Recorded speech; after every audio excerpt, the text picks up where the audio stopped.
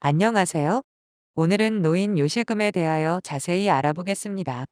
요실금은 생명을 위협하는 질환은 아니지만 중요한 노인 건강 문제 중 하나이고 환자의 삶의 질을 중시하는 최근의 의료 경향과 맞물려 노인 환자의 치료에서 임상적 중요성이 점차 커지고 있는 분야입니다. 과거에는 그냥 기저귀를 차고 생활하는 경우도 많았으나 이러한 사회적 인식의 전환과 이 분야에 대한 많은 연구와 발전으로 현 시대에는 진단을 하기 위해서 노력하고 그에 따른 적절한 치료를 제공하고 있습니다.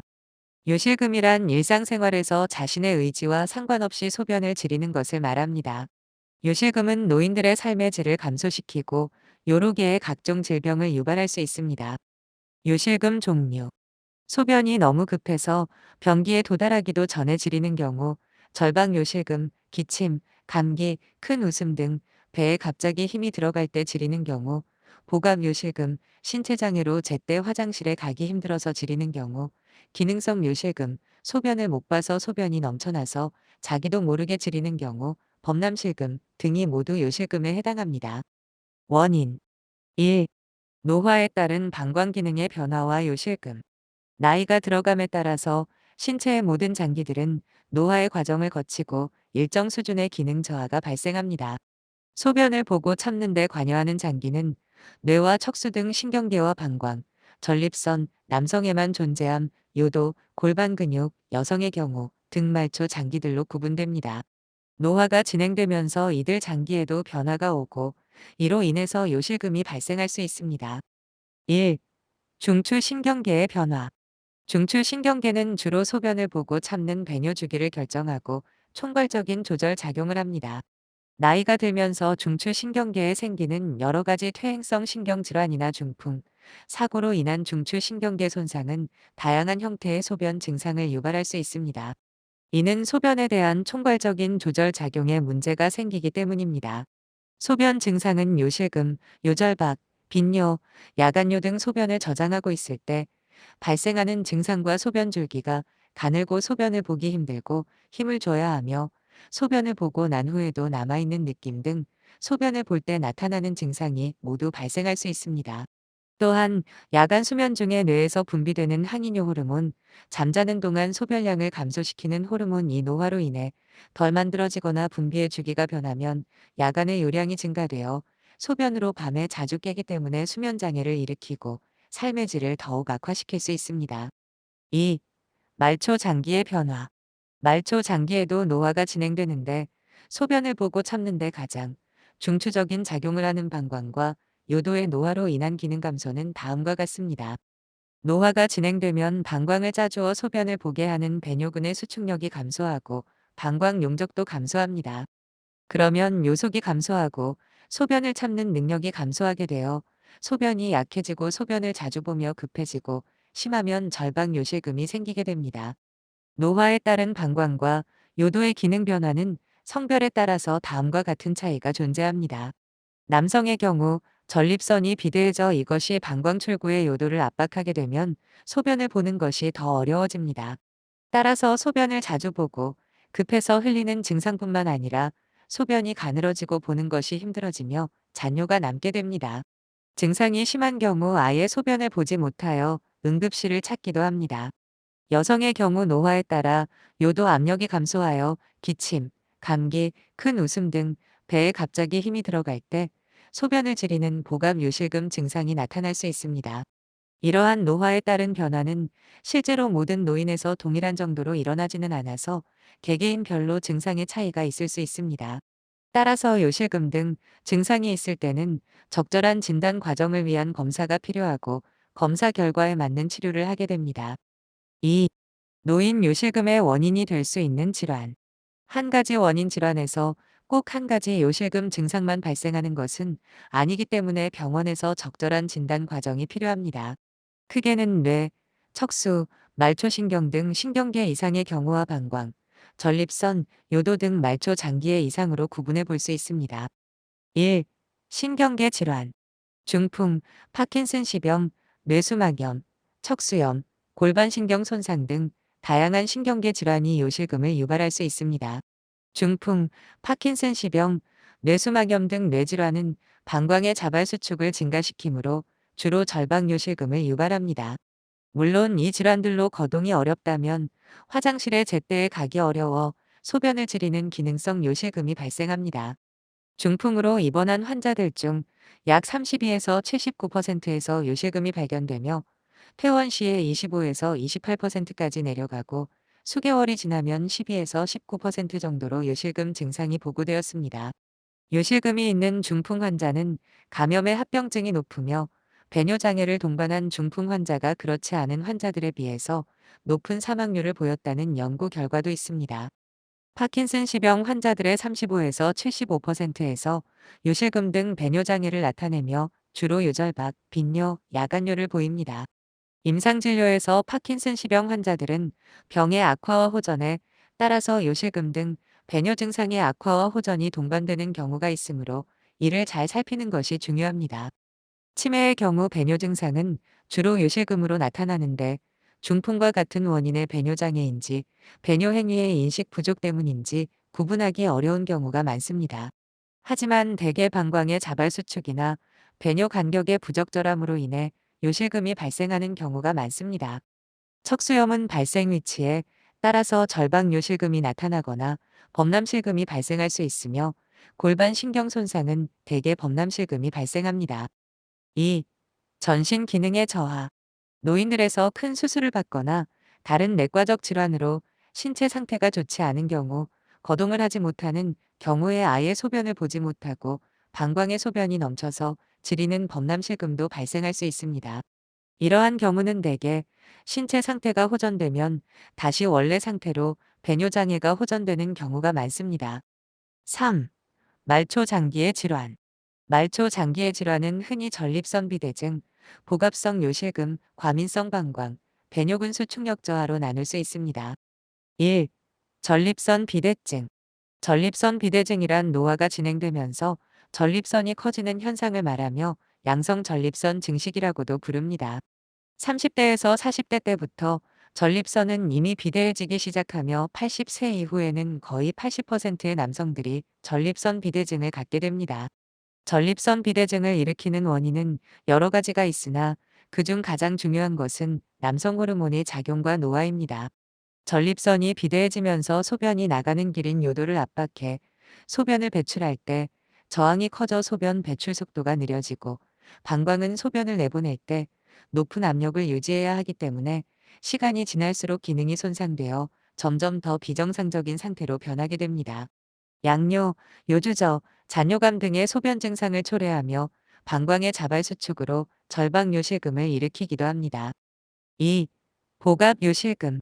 복압요실금은 재채기, 웃음, 줄넘기, 달리기와 같이 배에 힘이 들어갈 때 소변이 새는 경우로 주로 여성에서 많이 발생되며 가장 큰 원인은 출산 시의 방광 하부 조직 및 골반저근의 손상으로 인한 방광의 위치 변동과 요도 괄약근의 약화입니다.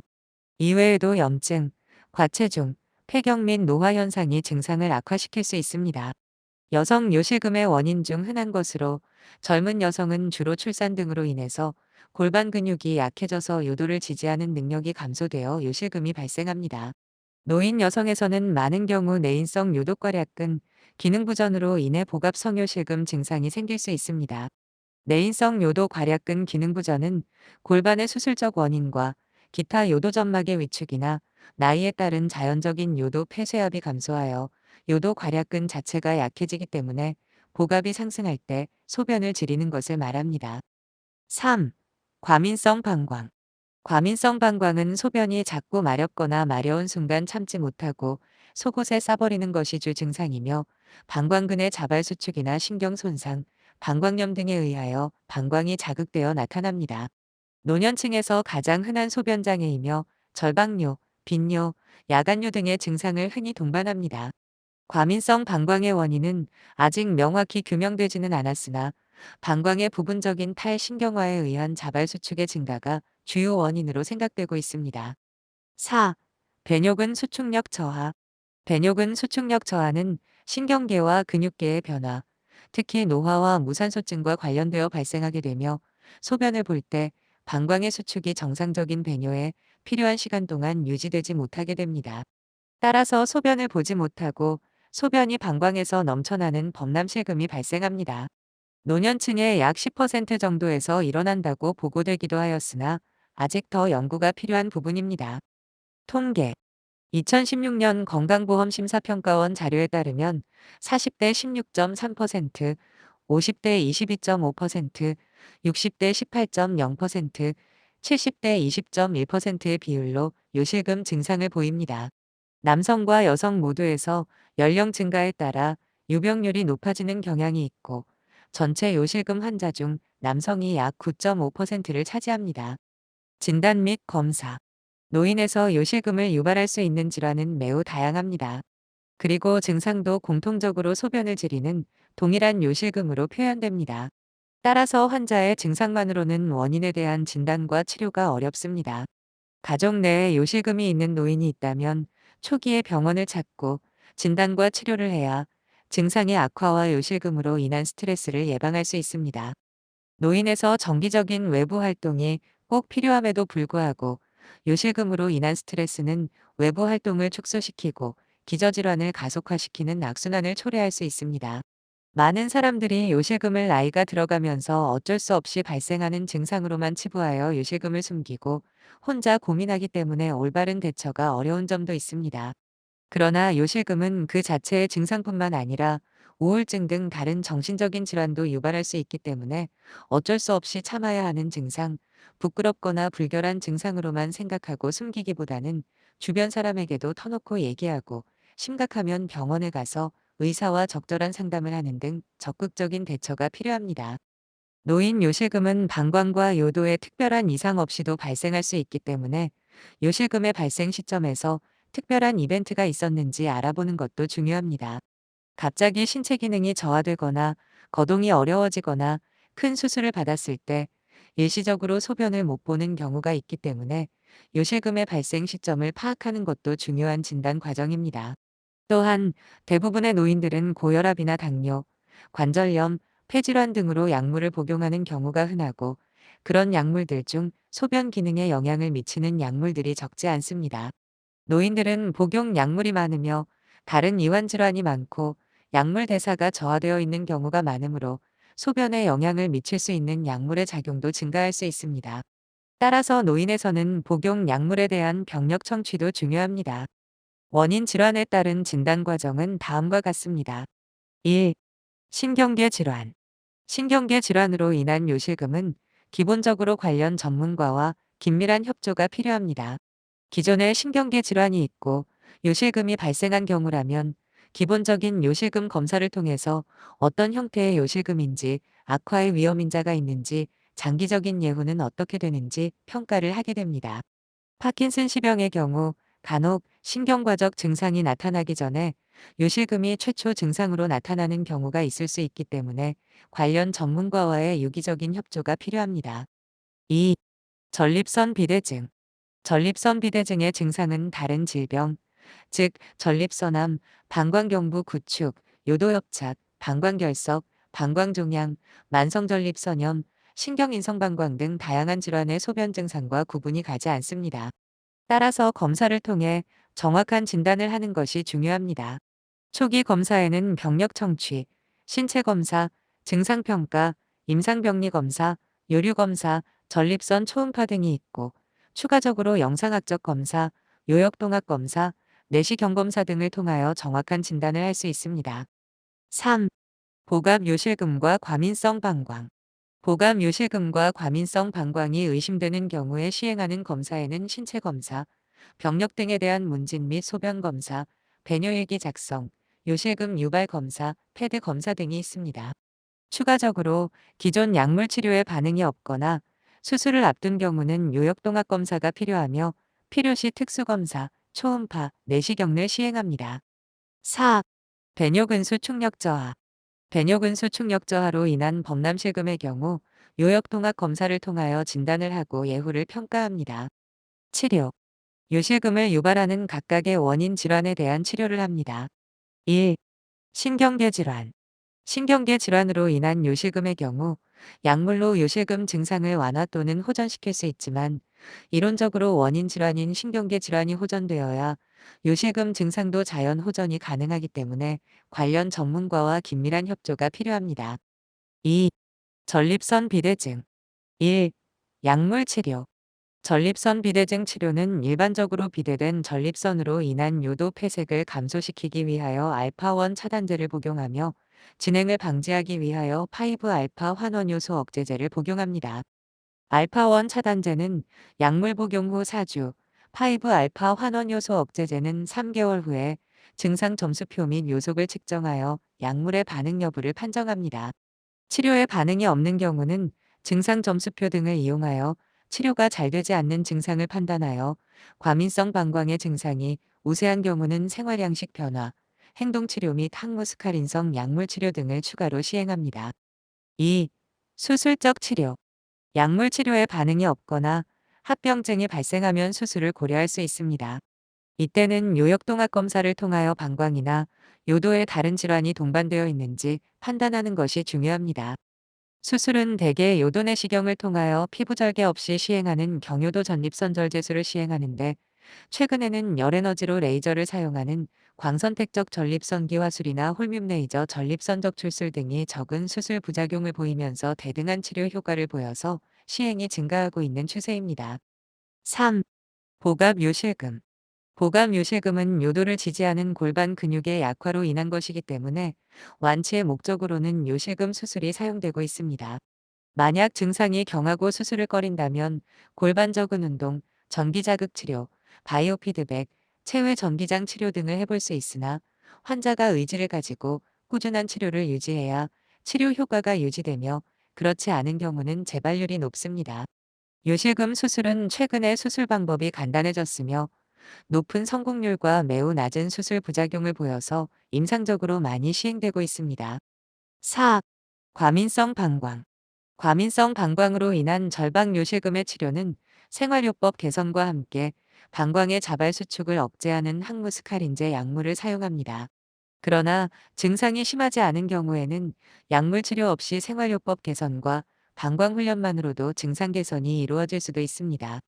대개의 약물 치료가 70에서 80%의 효과를 보이지만 구갈, 변비 등 항무스카린제의 부작용 때문에 적지 않은 경우에서 약물의 수능도를 감소시키므로 이에 대한 관리도 중요합니다.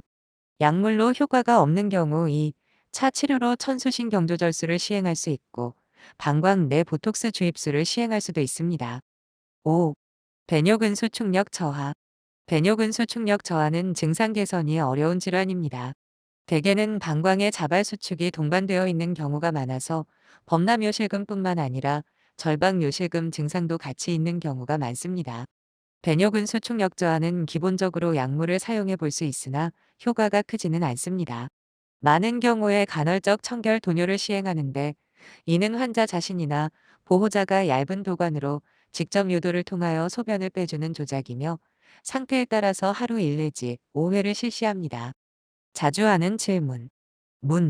노인이 되면 누구나 다 요실금이 생기는 것으로 알고 있는데 굳이 치료를 해야 하나요? 답. 노화가 진행되면 방광과 요도에도 어느 정도 노화로 인한 변화가 오기 때문에 요실금이 발생할 수 있습니다. 그러나 모두 같은 정도의 증상을 발생시키지는 않습니다. 요실금은 그 자체의 불편함과 위생 문제도 있지만 더 나아가 우울증과 대인기피 등 정신적인 스트레스도 유발합니다. 노인일수록 많은 만성질환을 동반하는 경우가 많은데 이럴수록 정기적인 외부 활동이 꼭 필요함에도 불구하고 요실금으로 인한 스트레스는 외부 활동을 축소시키고 다른 질환 역시 가속화시키는 악순환을 초래할 수 있습니다. 전립선 비대증과 과민성 방광 증상으로 약물 치료를 하고 있는데 효과가 있습니다. 언제까지 복용해야 하나요? 답.